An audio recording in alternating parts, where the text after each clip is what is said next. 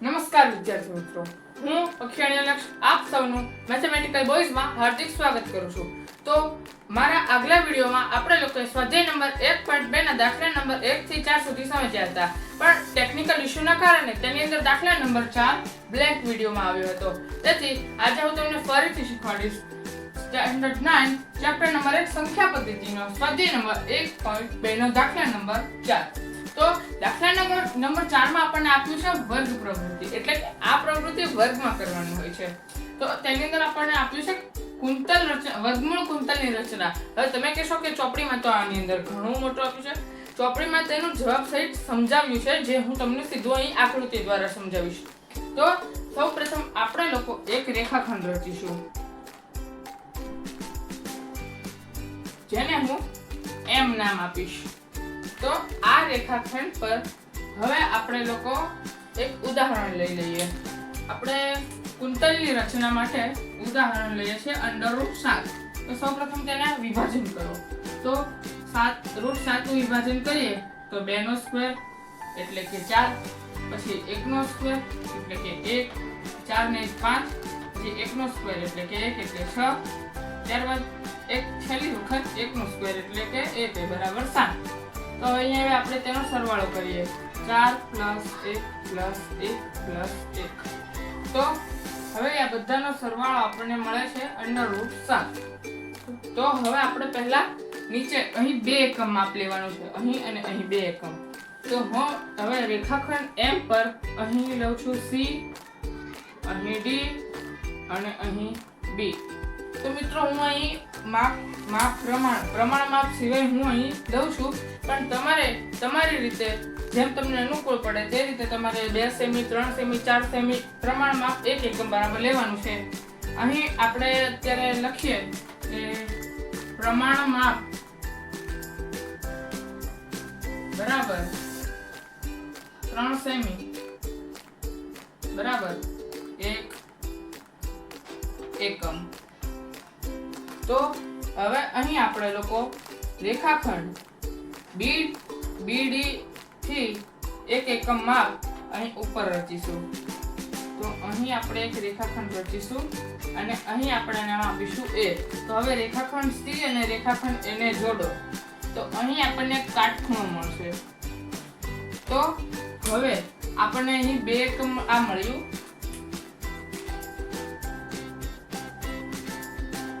બે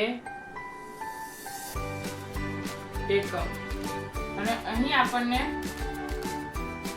1 એકમ મળ્યું,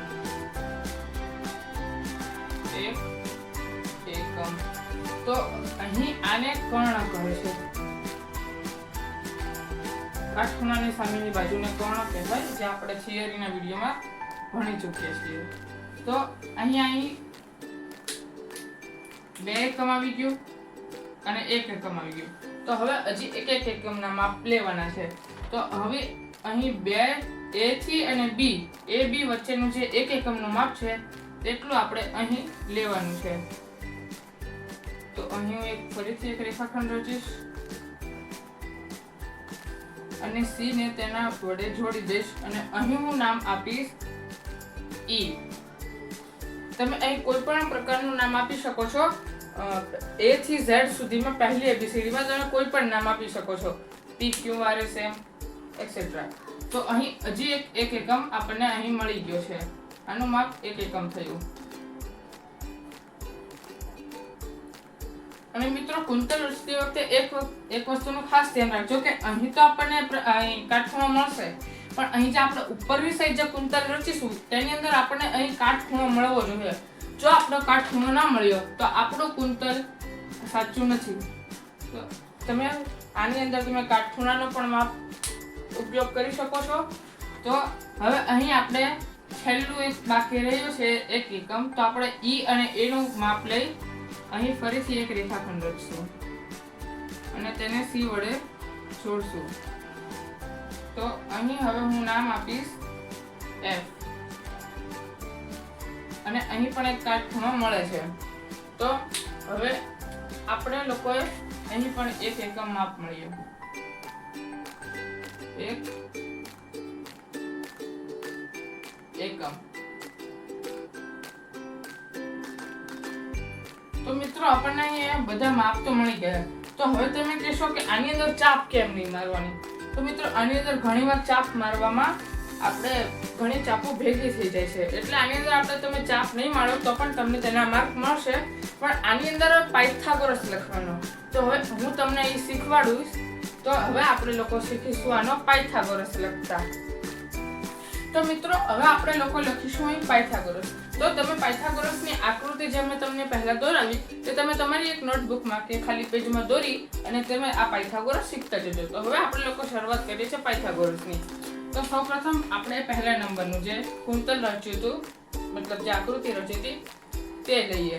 તો આપણે એની અંદર મળ્યું હતું કે AC² બરાબર AB² પ્લસ BC². તો હવે આપણે અહીં AC શોધવાનો છે, માટે AC² બરાબર AB². AB હતું 1 એકમ એટલે કે 1² પ્લસ BC² એટલે કે BC હતું 2 એકમ એટલે કે 2². તો હવે અહીં આપણને મળે છે AC² બરાબર 1 પ્લસ 4, માટે AC² બરાબર 5, માટે AC બરાબર √5. મેં તમને આગલા વિડીયોમાં શીખવાડ્યું હતું કે અહીં સ્ક્વેર માંથી અહીંયા કશું ન હોય તો અહીં સ્ક્વેર હટીને અહીંયા √ કેમ આવે છે. મેં તમને આગલા વિડીયોમાં શીખવાડ્યું હતું. જો તમે તે વિડીયો ના જોયો હોય તો તે જરૂરથી જોજો. તો આપણને કર્ણ જે પહેલો કર્ણ હતો અહીં આવી રીતે હતો, આવી રીતે. અહીં માપ હતું A, અહીં માપ હતું D, અહીં માપ હતું C અને અહીં માપ હતું D. તો આ જે કર્ણ હતો આપણો, આનું માપ મળી ગયું છે આપણને √5. તો હવે અહીંથી આપણે આ જે E વાળો રેખાખંડ જે કાટકોણ ત્રિકોણ આપણને મળ્યો છે, તો આપણે તેનું માપ શોધીશું. તો તેની માટે બીજો નંબર, તો તેની માટેનું સૂત્ર હતું કે EC. આપણે અહીં સૂત્ર ફેરવાતા નથી, માત્ર જે આપણે અચળાંકો એટલે કે હા જો અહીં આપણી વચ્ચે એક નવો શબ્દ આવ્યો અચળાંકો. તો અચળાંકો તેને કહેવાય કે માની લો કે x નું માપ શોધવું છે, a નું માપ શોધવું, એટલે એવા છે ABCD HCZ જે શબ્દો હોય તેને અચળાંકો કહેવાય કે જેની જગ્યા પર કોઈ બીજા શબ્દો આવવાના છે, મતલબ બીજા અંકો આવવાના છે, હજી જે આવ્યા નથી પણ આવવાના છે, એને અચળાંકો કહેવાય. તો હવે તેની સાથે આપણે આગળ વધીએ. તો અહીં આપણને સૂત્ર મળશે કે EC² બરાબર, અહીં EC શોધવાનું છે એટલે કે EC² બરાબર EA² AE² લખો અથવા EA² લખો, બંને સેમ જ છે. EA² plus AC². તો અહીં આપણે શોધીશું AC². તો AE નું માપ આપણને 1 એકમ મળ્યું હતું એટલે અહીં આપણે 1² અને AC² એટલે કે √5². તો EC² બરાબર 1² એટલે કે અને √5² એટલે કે 5. હવે તમે મિત્રો એમ કહેશો કે √5² 5 કેમ આવ્યો? તો જ્યારે આવી રીતે √5 એટલે કે 1/2 ગુણ્યા 5 1/2. તો હવે આપણે જોયું છે કે ગુણાકારમાં ઘાતાંક જો સહગુણક સમાન હોય તો તેના ઘાતાંકો જે હોય છે તેમનો સરવાળો થાય. તો આપણે અહીં ગણીએ 5 માં 1/2 પ્લસ 1/2. તો હવે 1/2 એટલે કે અડધું અને અડધું. આપણે અડધું અને અડધું ભેગું કરીએ ત્યારે આખું બને છે. એટલે અહીં આપણે મળે છે 1/5 નહીં 1 ઘાત. એટલે અહીં સીધો 5 1 ઘાત હોય એટલે તેને દર્શાવવામાં આવતી નથી. કોઈ પણ વસ્તુ હોય તેમાં 1 ઘાત દર્શાવવામાં આવતી નથી. તો હવે આપણે લોકો આગળ વધીએ. તો EC²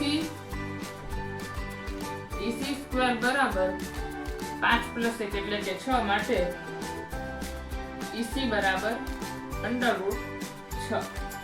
તો હવે આપણે અહીં આગળ વધીએ. તો આપણને અહીં આપણને મળ્યું √6. તો હવે આપણી પાસે છેલ્લું બાકી રહ્યું છે F. અહીં આપણને કાટખૂણો મળ્યો તો તેનું સૂત્ર આપણે લખીએ માટે 3 નંબરનું કે FC શોધવાનો છે ને, એટલે FC નો સ્ક્વેર બરાબર FE નો સ્ક્વેર પ્લસ EC નો સ્ક્વેર માટે FC નો સ્ક્વેર બરાબર FE એક એકમ તો એક એકમ નો સ્ક્વેર પ્લસ EC √6 તો √6 નો સ્ક્વેર. તો હવે FC નો સ્ક્વેર બરાબર 1 પ્લસ √6 નો સ્ક્વેર 6 માટે FC નો સ્ક્વેર બરાબર 6 પ્લસ 1 7 માટે FC બરાબર √7. જો મળી ગયા આપણને અહીં √7, આપણે આ √7 નું ગોત્યું હતું તો આપણને અહીં √7 મળી જાય. તો અહીં જ આપણો પાયથાગોરસનું પૂર્ણ થાય છે અને આની સાથે આપણો સ્વાધ્યાય નંબર 1.2 પૂર્ણ થાય છે. તો હવે આપણે લોકો આગલા વિડીયોમાં જોઈશું સ્વાધ્યાય નંબર 1.2. મને આશા છે કે તમને મારો આ વિડીયો ગમ્યો હોય. જો તમને મારો આ વિડીયો ગમ્યો હોય તો મારા વિડીયોને લાઈક કરજો, શેર કરજો અને સબસ્ક્રાઇબ કરજો. ધન્યવાદ.